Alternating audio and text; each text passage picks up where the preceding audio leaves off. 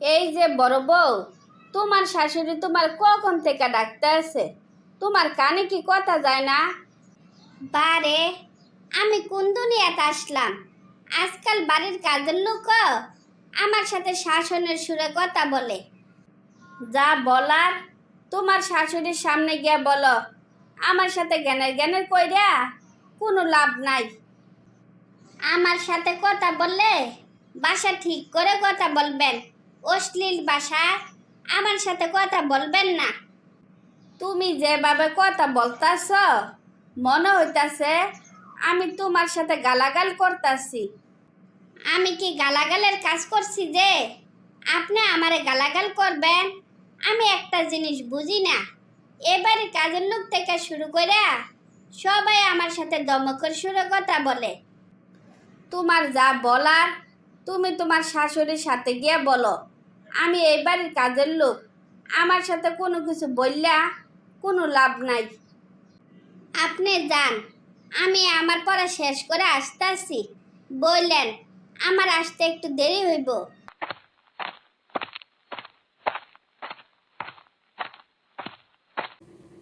কি ব্যাপার, তুমি আসতে এত দেরি করলা কেন?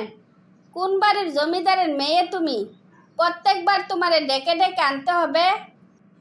আপনি তো জানেন আমার পরীক্ষা চলতে আছে, সেই জন্য আসতে আমার দেরি হয়েছে।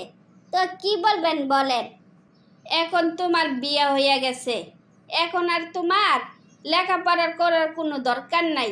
আমাদের সংসারে কোনো কিছুর অভাব নাই যে তোমারে লেখাপড়া শেষ কইরা চাকরি করে খাইতে হইব। মা, এভাবে কথা বলবেন না। মানুষ শুধু চাকরির জন্য লেখাপড়া করে না, আর আমি আমার মায়ের স্বপ্ন পূরণের জন্য লেখাপড়া ছাড়তে পারবো না। যেভাবে হোক আমাকে বিসিএস ক্যাডার হইতে হইব। তোমার মায়ের স্বপ্ন পূরণ করতে হইলে তোমাকে তোমার মায়ের বাড়িতে গিয়ে করতে হবে। আমার অন্ন ধ্বংস কইরা আমার বাড়িতে পায়ের উপরে পা তুললা খাওয়া যাইব না। এভাবে কথা বলেন কেন? আমি কি এতদিন এই বাড়িতে কাজ টাজ করি নাই? পরীক্ষা আসার কারণে হয়তো দুই একদিন কোনো কাজ করি নাই, তার জন্য আমার এত কথা শোনাইবেন? কত বড় সাহস আমার বাড়িতে থাকিয়া আমার মুখে মুখে তর্ক করে! যাও এক্ষুনি বাপের বাড়ি যাও। আপনি যে আপনার বাড়ি বাড়ি করতেছেন, আসলে কিন্তু এ বাড়িটা আপনার না। এটা যেমন আমার শ্বশুর বাড়ি, তেমনি আপনারও শ্বশুর বাড়ি। তুমি আর এক মুহূর্তও এ বাড়িতে থাকতে পারবা না।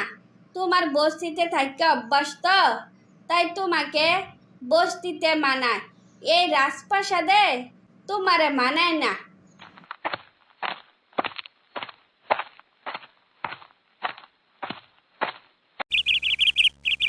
মা, আমি সোনালিরে দেখতেছি না যে? সব জায়গায় খুঁজলাম, কোনোখানে ওরে পাইলাম না। তোর বউরা আর খুঁজে পাইবি না, ওরা আমি এই বাড়ি থেকে তাড়াইয়া দিছি। ওই ওই বস্তিতে থাইকা বিসিএস ক্যাডার হইব। বিসিএস ক্যাডার হইলে তো ওই এই বাড়িতে থাইকা হইতে পারে, তার জন্য ওরে ওর মায়ের বাসা পাঠাইতে হইব। আর ওই কি এমন অপরাধ করছে যে ওরে বাড়ি থেকে তাড়াইয়া দিতে হইব?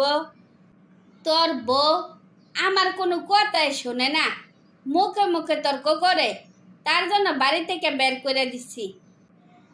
আমি আগে থেকে জানতাম তোমরা তোমাদের সাথে ওরে মানাইয়া নিতে পারবা না, সেই জন্য আমি ওরে বিয়ে করতে চাইছিলাম না। জোর করে ওর সাথে আমারে বিয়ে দিয়া এখন আবার নাটক শুরু করছো। নাটক এবার বন্ধ করো। যেই ছেলে আমার মুখের দিকে তাকাইয়া কোনোদিন কথা বলে না, সেই ছেলে এই বস্তির মেয়ের জন্য আমার মুখে মুখে আজকে তর্ক করে।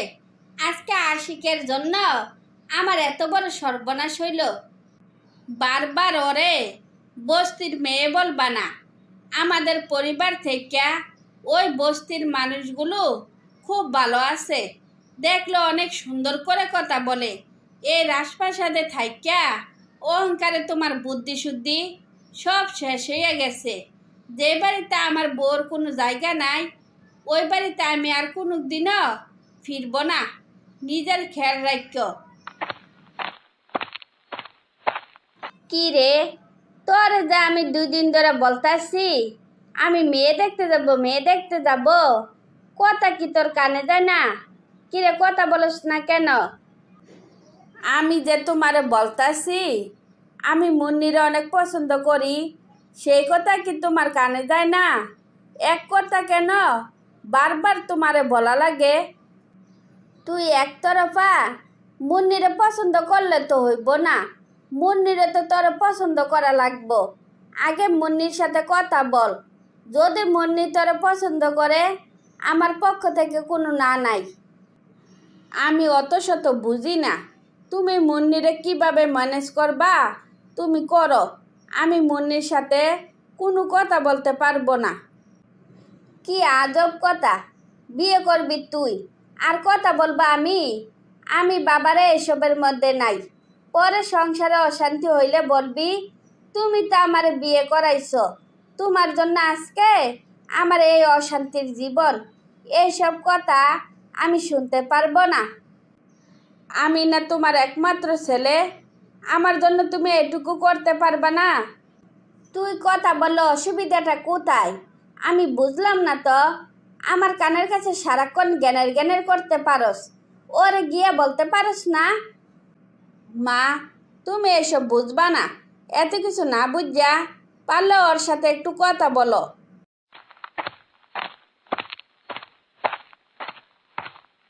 আর ছেলে তোরে অনেক পছন্দ করে, সাহস করে নাকি তোরে বলতে পারে না, সেজন্য আমারে পাঠাইছে। তোমার ছেলেরে জানাইয়া দিও আমি কোনো বেকার ছেলেরে বিয়ে করব না। যদি ভালো মানের কোনো চাকরি বাকরি করতে পারে তাইলে হয়তো তোমাদের কথা আমি রাখতে পারি। রাজ আমার একমাত্র ছেলে, আমার কোনো কিছুর অভাব নাই। শুধু শুধু হয় চাকরি করব কি করতে? চাচি, অলস মস্তিষ্ক শয়তানের কারখানা। অলস মানুষ আমি একদমই পছন্দ করি না। যদি কোনো চাকরি বাকরি করে তাহলে আমার কোনো অসুবিধা নাই। ঠিক আছে, আমার ভাই মস্ত বড় অফিসার, সেখানে পাঠাইলে রাজের একটা চাকরির ব্যবস্থা হইয়া যাইব। এই মুন্নি, তোরে যে বারবার বলতাছি রাজের জন্য শুধু শুধু অপেক্ষা করিস না। যে ছেলে তোর কোনো খোঁজ খবরে রাখে না তার জন্য অপেক্ষা করার কোনো মানে আছে? তোমার কথাটা মন্দ না, যে আমার সাথে যোগাযোগ করে না তার জন্য কেন আমি অপেক্ষা করব? হয়তো শহরে গিয়া আমার সাথে ভালো কাউরে পাইছে, সেই জন্য আমার কথা তার মনে নাই। তোর জন্য একটা ব্যাড নিউজ আছে। শুনছি রাজ নাকি বিয়ে কইরা বাড়িতে বউ নিয়ে আইছে। বিশ্বাস না হইলে খবর নিয়ে দেখতে পারস। বেঈমানরা আমার সাথে এত বড় অন্যায় করতে পারলো? আমি এক্ষুনি যাব, শুধু জিজ্ঞাসা করব ওই আমার সাথে এমন করলো কেন।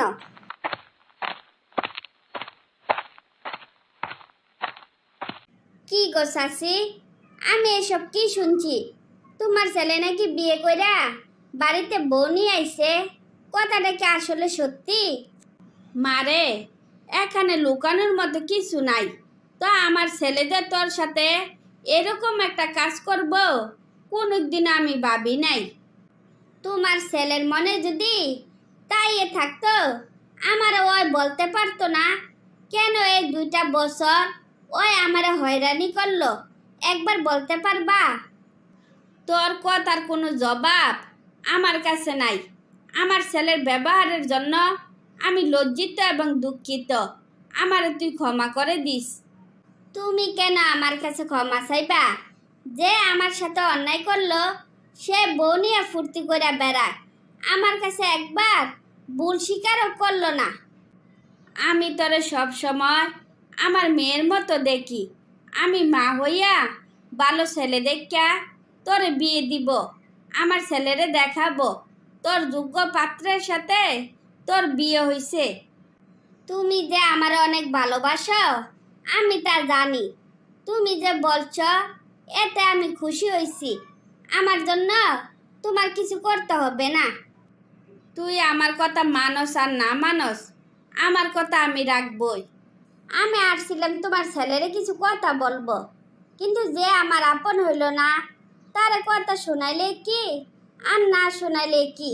তোমার ছেলেরে বইল বউ নিয়ে যাতে সুখে থাকে। তারপর মুন্নি বুক ভরা কষ্ট নিয়ে বাড়িতে ফিরে যায়। মা মা, তুমি কি আমার মোবাইল দেখছ? আমি তো কোনোখানে মোবাইল খুঁজে পাইতাছি না। এ বাসা তোর মোবাইল কি কেউ ধরে? দেখ কোনোখানে ফালাই রাখছিস কিনা। তুমি কি বলতাছ? আমি কোনোখানে না খুঁজে তোমারে শুধু শুধু জিজ্ঞাসা করতাছি। সব জায়গায় আমার দেখা শেষ, পারলে তুমি এবার খুঁজে দেখো। আমি তোর মতো আজেরে না, দুই একদিন মোবাইল না ব্যবহার করলে কি হইব? মা, অকারণে ফালতু কথা বলবা না। তুমি আগে বলো, আমার রুমে কে গেছিল? তোর রুমে মনের মা ছাড়া আর কেউ যায় না। শুধু শুধু অবান্তর কথা বলবি না। মা, তুমি অযথা কথা বলবা না। তুমি ময়নার মারে জিজ্ঞেস করো ময়নার মা আমার মোবাইল ধরছে কিনা। সি সি সি, তুই এসব কি বলতাছস? ময়নার মার আমি চিনি তো। ময়নার মা গরিব হইতে পারে, কিন্তু শুন না, বেশি বিপদে পড়লে কোনো কিছু আমার কাছ থেকে চাইয়া নেয় না, বইলা একটা সুতাও নেয় না। আমার এত কিছু জানার কোনো দরকার নাই। উনি ছাড়া আমার রুমে কেউ ঢুকে না। তাইলে কি মোবাইলটা হাঁটতে হাঁটতে চলে গেছে? এত কথা না বললা মোবাইলে একটা কল দিতে পারস না? মোবাইলে চার্জ ছিল না, হয়তো মোবাইল বন্ধ হইয়া গেছে, তার জন্য কল যায় না। পাখি, আমার পরিচিত একজন কবিরাজ আছে, ওনার কাছে গেলে নাম বইলা দিতে পারবো কে তোর মোবাইলটা নিছে। মন্টু ভাই, তুমি সত্যি কইতাছ? উনি সত্যি আমার মোবাইলটা বের করে দিতে পারবে? এক্ষুনি চলো, আমি ওনার সাথে কথা বলবো। তুই না শিক্ষিত মেয়ে, শিক্ষিত মেয়ে হইয়া এই কুসংস্কারে তুই বিশ্বাস করস? আমি বইলা দিলাম, বলো তুই ওইখানে যাইবি না। মন্টু ভাই, তুমি মার কথা শুনবা না তো? আমি কবিরাজের কাছে যাব, মোবাইল খুঁজে বের করব। আমি তোরে বলছি না যে তোরা আমি মোবাইল কিনে দিব? তাইলে এত বাড়াবাড়ি করতাছিস কেন? মোবাইলটা আমার কাছে অত গুরুত্বপূর্ণ না, কিন্তু সুরকেসি না আমার কাছে খুব জরুরি, সেই জন্য আমি সেখানে যাব। ঠিক আছে, তুই তাহলে আমার সাথে চল। সেখানে 1000 টাকা দিতে হইব। 1000 টাকা নিস।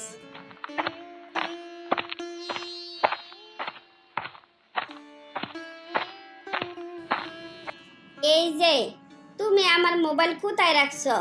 কবিরাজ বলছে তুমি নাকি আমার মোবাইল চুরি করছো।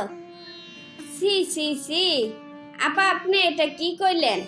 আমি আপনার মোবাইল চুরি করছি? কবিরাজ কইছে আর আপনিও বিশ্বাস করে ফেলাইছেন? হ, তুমি আমার মোবাইল চুরি করছো। তুমি আমার মোবাইল ফেরত দিবা।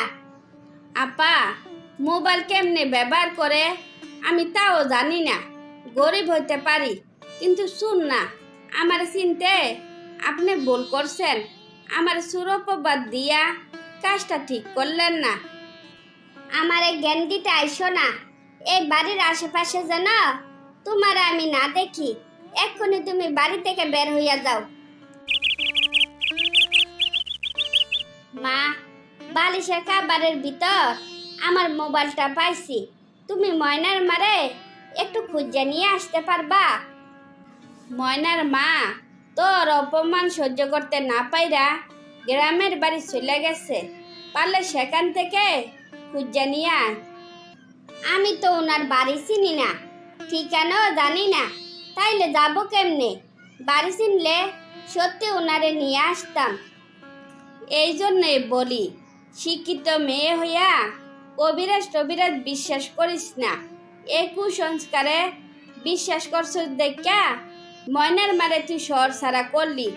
বেচারি তোর অপমান সহ্য করতে না পাইরা গ্রামে চলে গেছে, জানি না সেখানে খাইয়া দিন কাটায় নাকি না খাইয়া দিন কাটায়।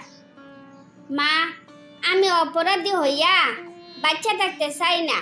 তুমি যেভাবে পারো ময়নার মার কাছে আমারে নিয়ে চলো।